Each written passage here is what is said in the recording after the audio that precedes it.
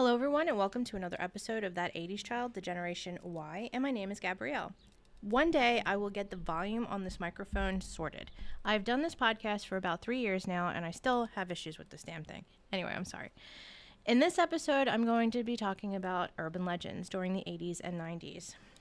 And this kind of spurred out of, I've been watching a lot of YouTube videos with people posting scary videos and you can just sit there and you're watching it just to put it out there. I do believe in ghosts. I do believe that there is something. I have experienced things that kind of made me question. I'm not one of those people, though, that every single creak and sound and shadow I see, I will immediately say it's a ghost. That is not how I am. So watching these videos and the people who debunk the videos, I find fascinating. And I find enjoyable because then you can sit there and be like, yeah, okay, or that was questionable, or, Anyhow, so urban legends.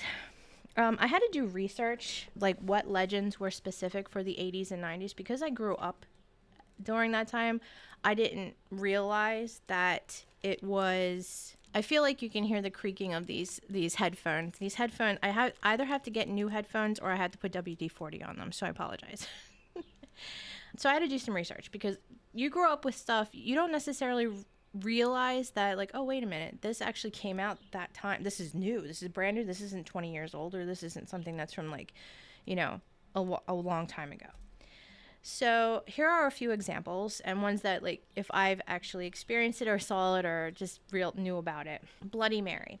So I never really did it because mirrors actually do kind of freak me out a little bit. You stare at yourself long enough in a mirror, and I don't know if it's just the fact that you're waiting for that because seeing so many horror films, you're just waiting for that reflection to turn and do something else, or just transform into a complete monster. So I tend to just, I don't like looking at myself in the mirror, but also I tend to just be like, okay, I think we're done looking now, and just move on. So I didn't do Bloody Mary because it did freak me out, that idea, I enjoyed, though, the Supernatural episode about Bloody Mary. That was within the first season. It was when the seasons were good. No offense to those who love Supernatural, but 15 seasons and them dying and coming back, and the end of the world and not the end of the world, and God, no God, devil, no devil, who's a devil, who's a demon, who's not a demon, who's a vessel, who's not a vessel. It's a little much. As much as I love, there are episodes even in the last couple of seasons that were well done, but for the most part, it was just like, okay, it's just a lot of recycled stuff that it definitely needed to end. And the original Supernatural was supposed to only be 5 seasons. If you go into my blog about the top 5, I think, episodes for Supernatural, I kind of go into it a little bit more. But yeah, when they did the original ones, when they were doing all about, like, urban legends, or, vampires and werewolves and, all the supernatural stuff, I loved it. And I loved Dean and Sam. I love them. I love Jensen and I love Jared. Yes. So if you go check out that Supernatural episode, that was cool. So yeah, Bloody Mary, did you do that? Like, I know when people would have slumber parties, I think I only slept over 2 people's houses because I never did very well sleeping over. I'm not a very good sleeper, especially when I was younger. I used to have night terrors, which means, if you've not heard of that, it was when you would usually go for, like, younger kids who would get up screaming, running around. They're not fully awake. It's kind of like sleepwalking, but I was told by my doctor it was because I was getting migraines. I don't think that's the case, because when I did realize I had migraines, that's not how I felt, and I didn't have that happen again. So I don't know. So yeah, sleeping over people's houses was not, like, something I did, but I understand that that's something that people would do, like a dare. Did you do that? I didn't, and I wasn't going to dare myself to do it because there's no way in hell I would have done it. Next one was Killer in the Back Seat. To this day, I always look into my back seat. I turn the light on just to be sure that there's no one there to murder me. That and people following me when I drive, because that was another thing, like a phantom truck. I think that's older. That's not something that was from during the 80s and 90s, but like the phantom vehicle who would, like, come after you and, like, make you veer off the road and have an accident. They did that in Supernatural as well. So the whole concept of killer in the backseat, it's a woman drives alone at night and a mysterious vehicle keeps flashing its headlights at her. She panics only to later discover a man with a knife was hiding in her backseat. Her quote-unquote stalker was actually trying to save her. That is the basis of the story. I don't know where it originated from. I could probably do more research. There is the internet and Google it. So the killer in the backseat story, also known as high beams, is an urban legend, and its exact origin is not definitively known. It's speculated to have been inspired by a real-life case from 1964 when an escaped murderer hid in the backseat of a car, but the details don't perfectly match the legend. The story gained wider circulation in the late 1960s and may have been popularized by an article in the advice columnist Ann Landers in 1982. So that's where the 80s comes into play, where it just gained a notoriety during the 80s. And it's an urban legend that's both in the US and the UK. So that's interesting. I find that, also known as high beams. It's another one, which I know that a couple of YouTubers have made mention when I was watching them. During the 80s and 90s, there was a thing called satanic panic, where during the 80s we saw a widespread paranoia that rock and metal bands were inserting satanic messages into their music when played backwards. Some parents even believed D&D was linked to Satanism, which I watched another YouTuber who did a whole thing where there was like a movie based on D&D players, and it was like a religious type of thing where they were saying that the D&D that was Satanism right there. You playing Dungeons and Dragons was Satanism. I find it really hilarious when you have something that you can classify just about everything that we have as something that could be sinful or satanic if you are looking at it through a very, very specific lens. And that's where religion comes into play. Religion is a specific lens to which you are applying things to normal day-to-day life because you are following some tome or commandments or whatever it is, and morality, which I do believe in morality, don't get me wrong, that you are following in order to reach heaven or that seventh layer of whatever, depending on what you believe in. And I don't mean any disrespect. I don't want to say this offhandedly. I know people have a very strong belief system, and there are people who don't have a strong belief system. I grew up in a Roman Catholic family, and I went to a Roman Catholic school, and I had gotten all of my sacraments up to and including confirmation.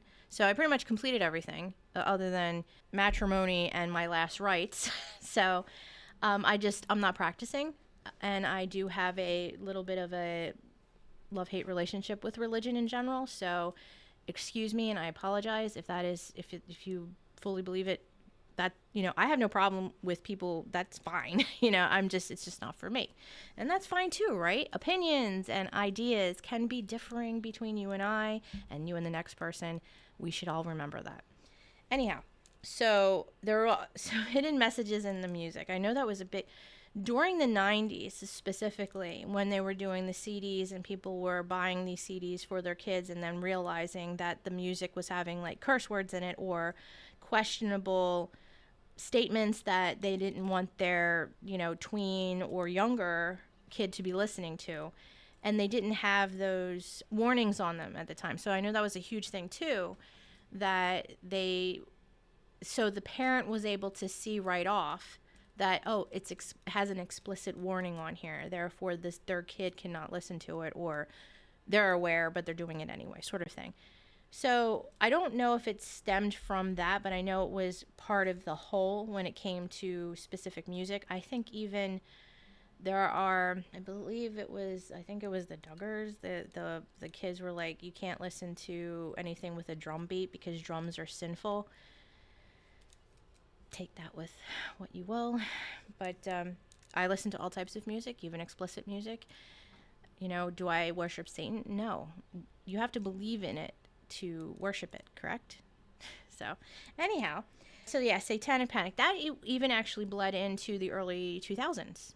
with that, for people really being, panicky, paranoid about like just Satanism running wild in the woods, and like anything surrounding their place. It was kind of crazy. It was almost like a modern day witch hunt type of thing, just kind of going after specific things that they believed to be satanic. But that's, again, you have to believe in it in order for it to be of something. Like, you understand my thought process is that you believing in it and you giving it life is what makes it real. So if you don't believe in it, then therefore it does not have its own life, and it is not real. It has not been made real, because it's not made real within yourself. So that's me.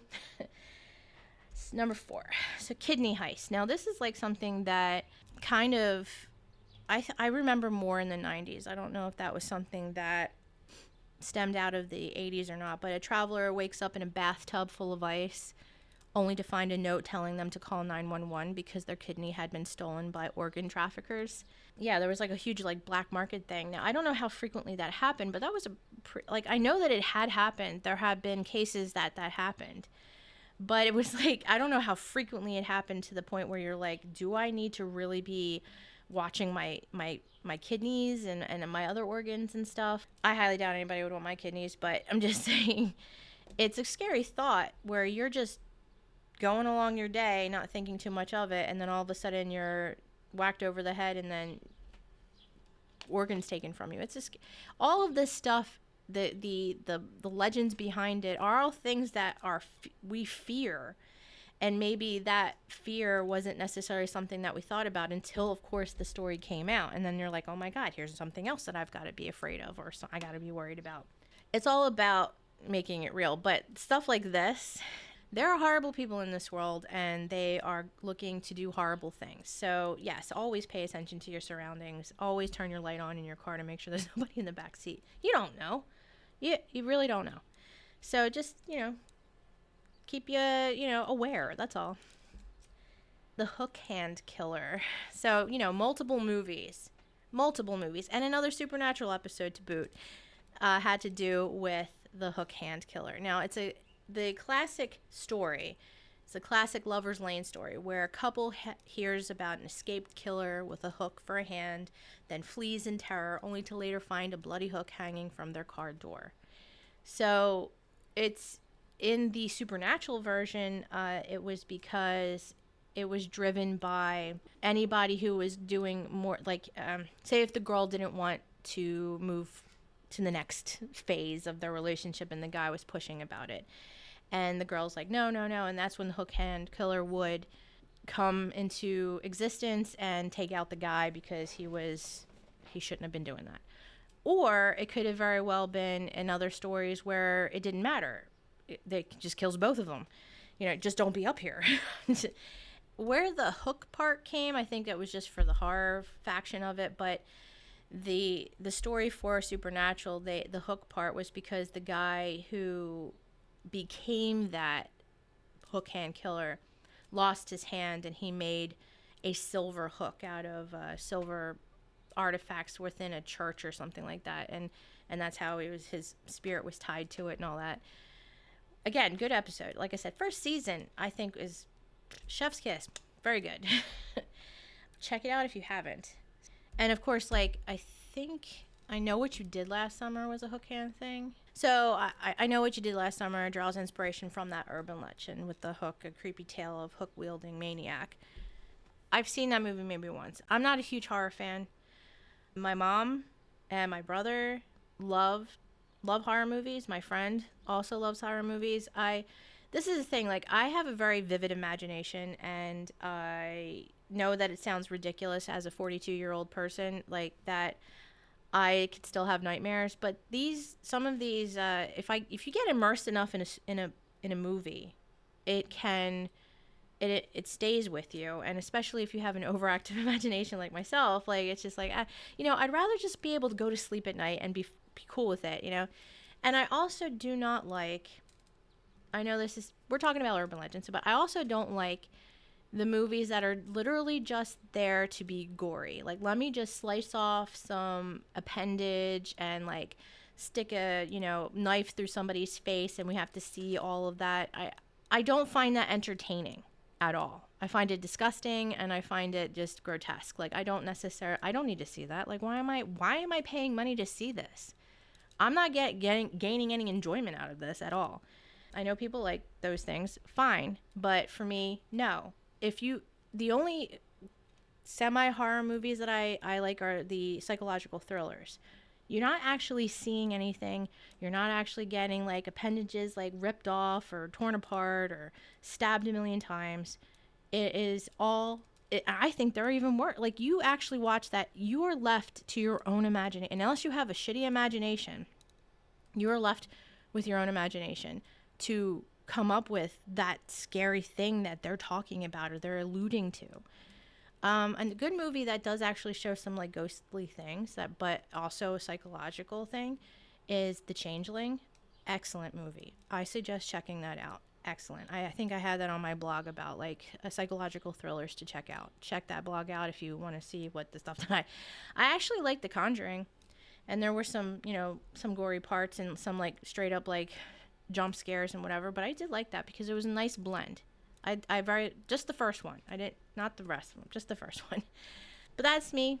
If you want to get horror stuff, I'm sure there's a podcast out there about horror stuff. Go for it. There's plenty of them out there. I just don't like them. All right. So this is Polybius, Polybius. It's the haunted arcade game. I never heard of this, but like I said, I had to do research on just to see if there's other ones because I heard of these other ones. I think I've heard of every single one of them except for that one.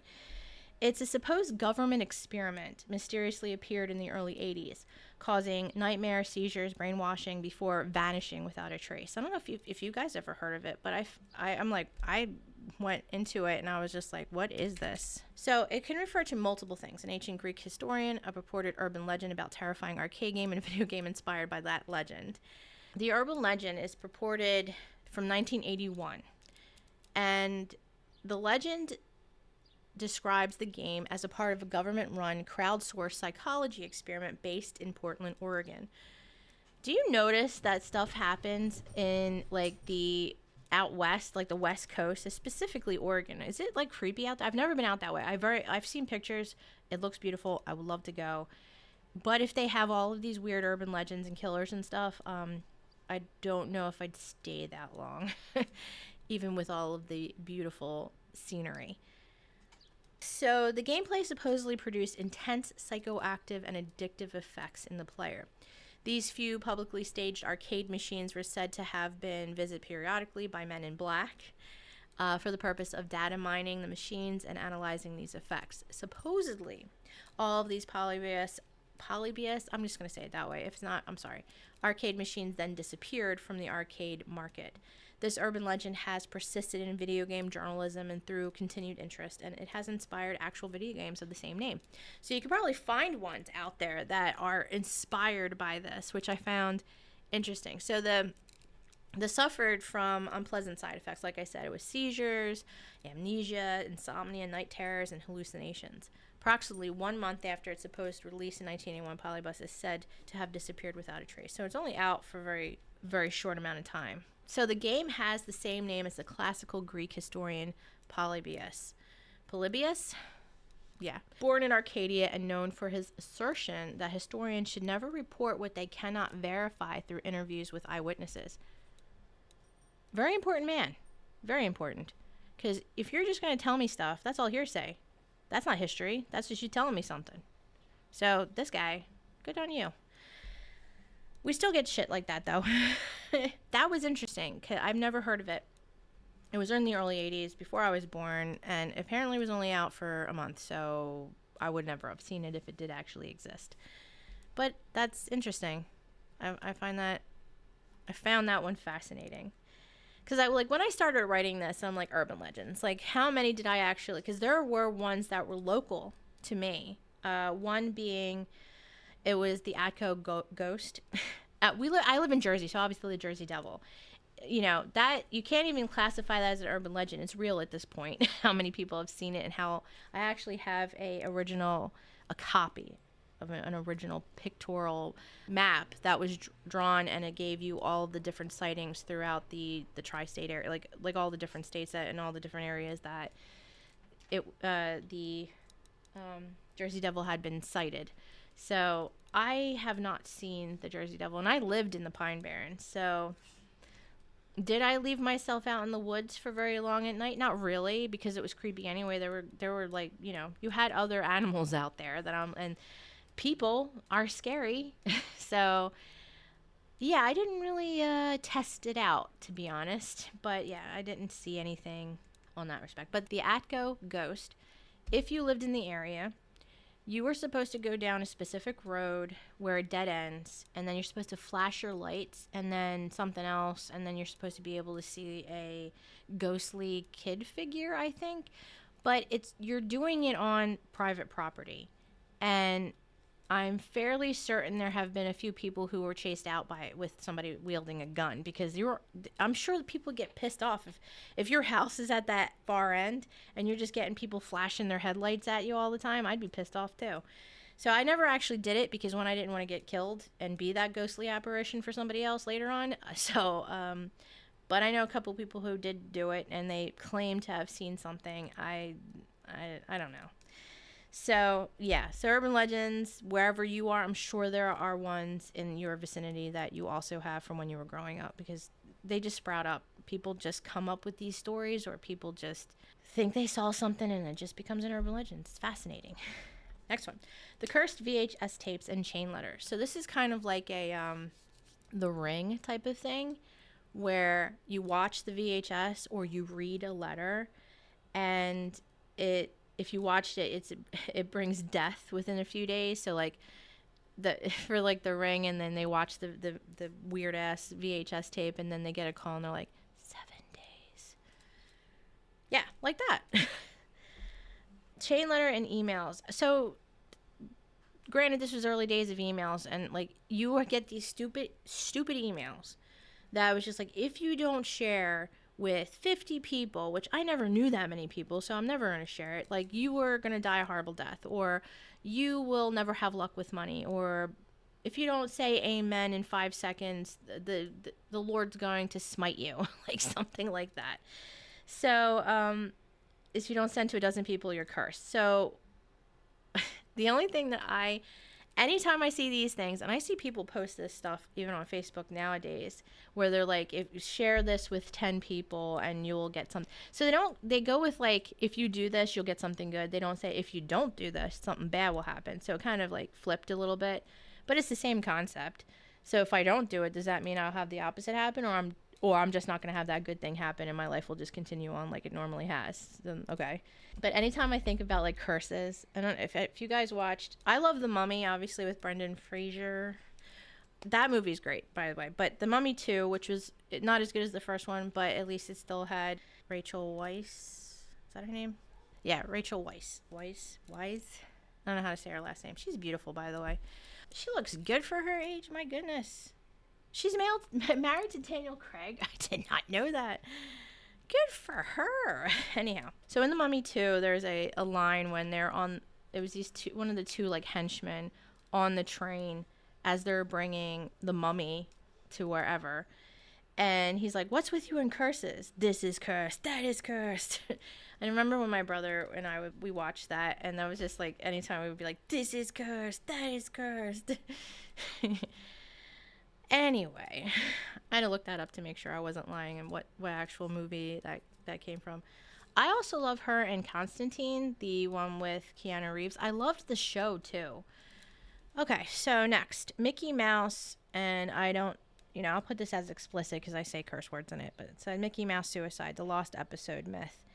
So it's a creepy story spread about a lost black and white Mickey Mouse cartoon from the early days of Disney. Watching it supposedly drove people insane, and it was said to contain disturbing hidden messages, which if you look nowadays, there are apparently YouTube videos that you can watch, like cursed YouTube videos that if you watch them, you'll get driven insane, or strange things will start to happen to you. So that consistent theme of urban legend it's still around. So it's not like, it's not really, maybe back then it's like a new thing just because, the internet gave us all these like broader avenues to travel down to find this stuff.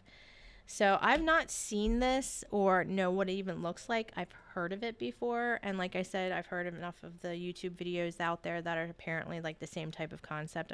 What was that, like commercial or something? It was like a Japanese commercial or something with like the Kleenex. I don't know. I watched it. I'm okay, I think. And like, I'm not dead yet as far as I know. But yeah, some of them are, they are disturbing. Some of the stuff is disturbing just to look at it and like, what is happening? And two, why? Who did this? Who thought it could be an artsy thing? I don't know. Last but certainly not least, because there are a bunch of different things, but specifically, I wanted to kind of go into like the big ones that everybody would kind of remember, during the 80s and 90s. I'm fairly certain there's a ton more that I'm missing. And also, like I said, local ones that you're like the Mothman prophecy, like the Mothman period, stuff like that. And like cryptids, we could go into that. But like I said, my son was asking me, he's like, so what's your next episode going to be about? I'm like, urban legends. He's like, what, like cryptids? I'm like, not necessarily. I said stuff that specifically was supposed to have come out during the 80s and 90s, which I told him. So anyway, last but not least is the early internet horror. So Omens of Doom. Towards the late 90s, stories about black-eyed children, creepy kids with pure black eyes who knocked on doors and asked to be let in circulated online. So it's like Momo. That kind of went back around. That's not a new thing. The problem with the stuff that was coming out recently was that it was being sent by people and they were telling these kids to do stupid things.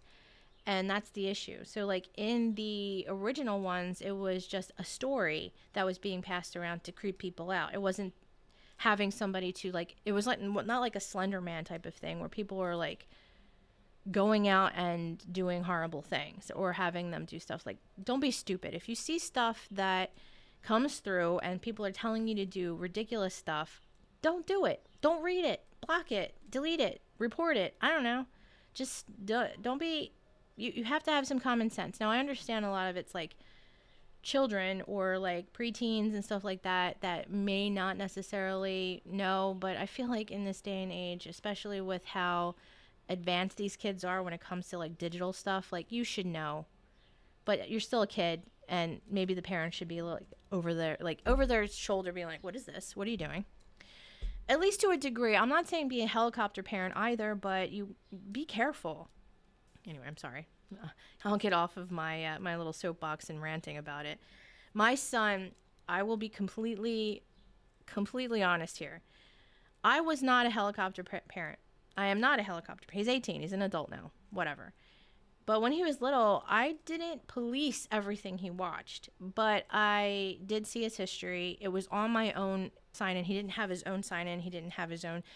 Why these people are allowing their kids to have their own social media, I don't know. Like, especially under a certain age. Like, if you're like 6 years old and you have your...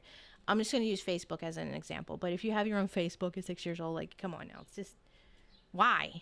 Go out, play with your friends. You don't need to talk to them online. Just go the hell out. You have a phone. Text them. So... he doesn't have any social media presence. I think he has an Instagram that he started. He wants to do cosplay, and eventually he wants to get into that. And he has a lot of ideas. He's just like me, and it's just following through with getting stuff done. But we're, like I said, slowly but surely. And he doesn't really have like a social media presence. So everything that he used was under my name. So if anything, I would see everything that he's watching. And I would see everything that he's recording, because he would have his own little tablet that he would record himself. And it was just like, I'm glad he did that, because you could see like what his day was like. It would be just him showing like what he ate, what he's watching, what he's playing. He would show his Minecraft base that he created. That's fine. Now I know like there are times when he was on Roblox and talking to people where you have to be like, who are you talking to? Do you know if it's actually a kid or it's to somebody else, you know?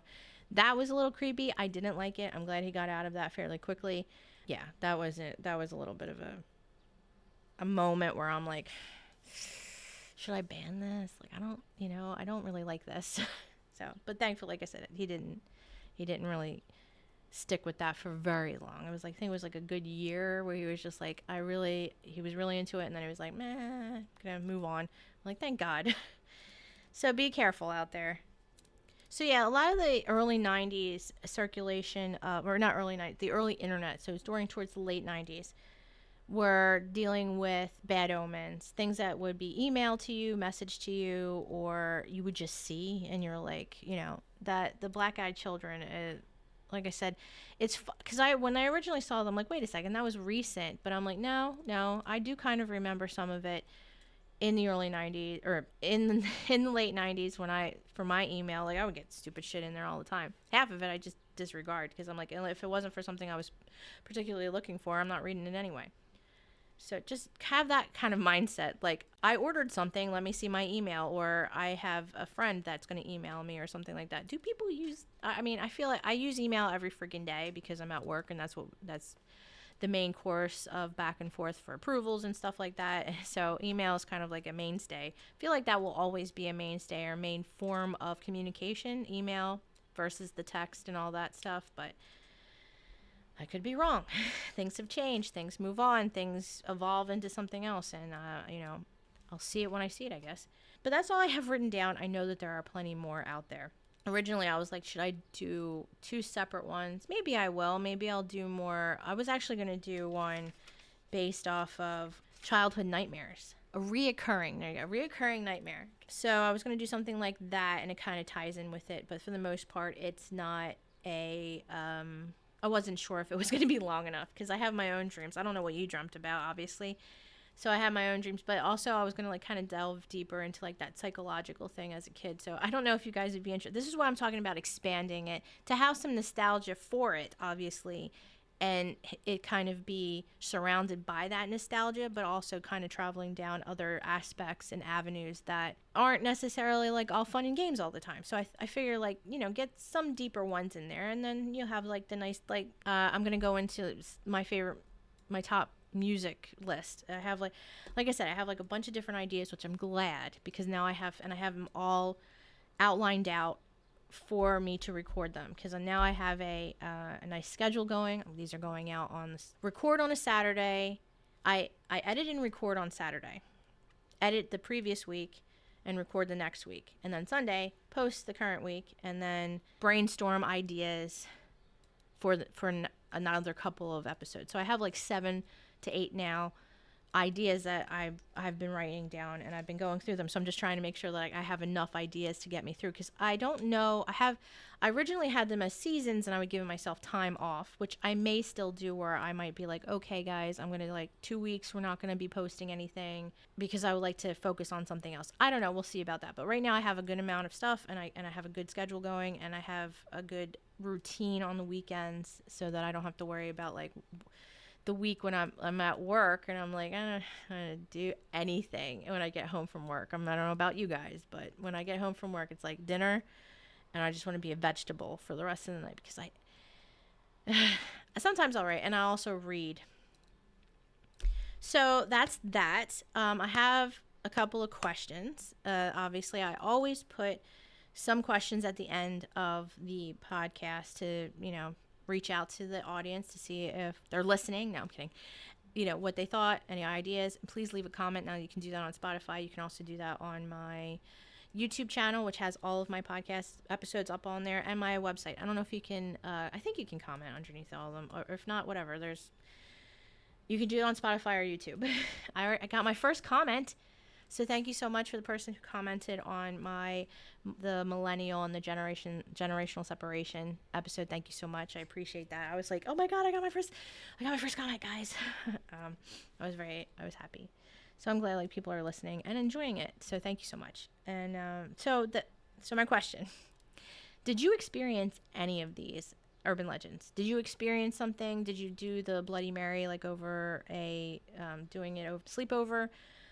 Or did you see this Mickey Mouse episode? Did you happen to watch it? Did you get any of these early internet horror omens of doom?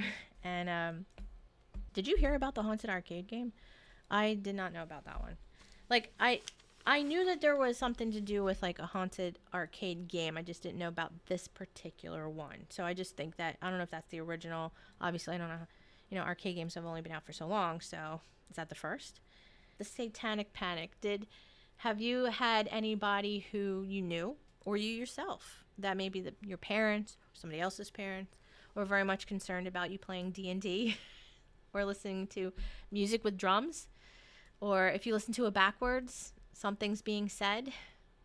I didn't have that. My mom was very much into music and all different types of music, especially growing up in the 60s and the 70s, like specifically the 60s. And my mom was a hippie. She was part of the United Tribes of Love. So she was very much open to a lot of that stuff. So I wasn't scrutinized to what I listened to. And I didn't have enough friends to play D&D, although I would have loved to play D&D.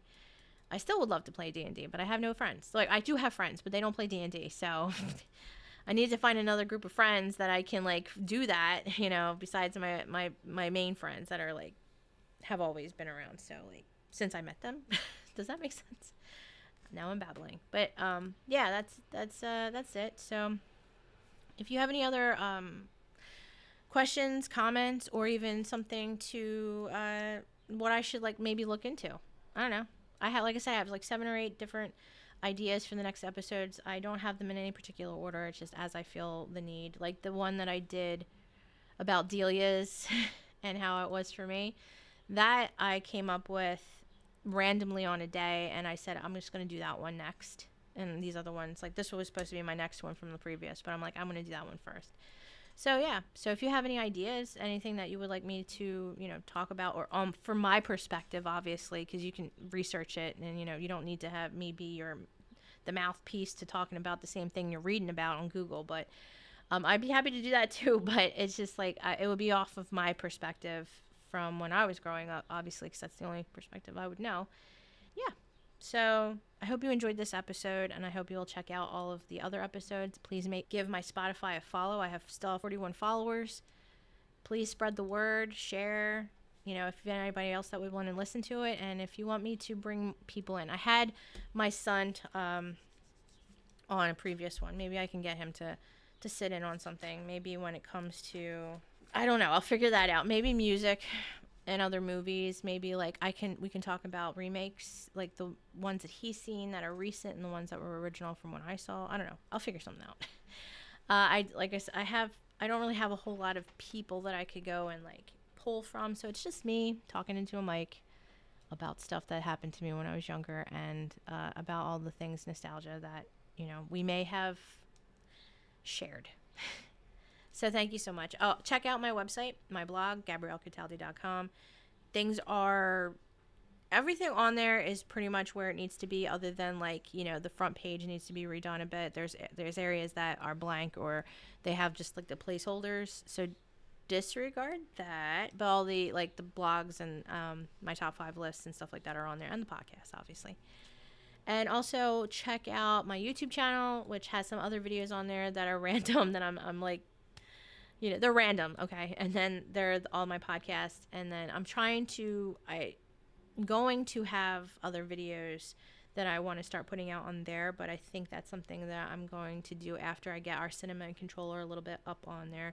I said I was going to have it. The episode that I'm releasing tomorrow, which is going to be the Blockbuster night one, is I said like, oh, we're going to have it out in the week, which I'm hoping I will have it out this week for cinema and controller, because we already recorded it. It's just me editing. And I'm I'm not new, I'm semi-new when it comes to like video editing. Very good at audio editing, but when it comes to video editing, I did a little bit, and so it might seem a little like choppy, but I'm doing it myself, so hey. Okay, so thank you so much. Please check out all that. Give a like, follow, subscribe, YouTube, whatever. You don't have to do the notification bell. It's like I said in the previous. I get enough notifications on my phone. I don't need YouTube to tell me as well that however many creators that I follow have put something up. I will check that out when I feel like it. So stop telling me. So you don't have to do the notifications. Totally understand. But please subscribe and like. I appreciate it. And comment. I want to know your thoughts. So thank you so much for listening to this episode. I hope you enjoyed. This has been That 80s Child, the Generation Y. And my name is Gabrielle. And I will be talking to you in the next one. Thank you so much for checking this out. I appreciate it. Bye.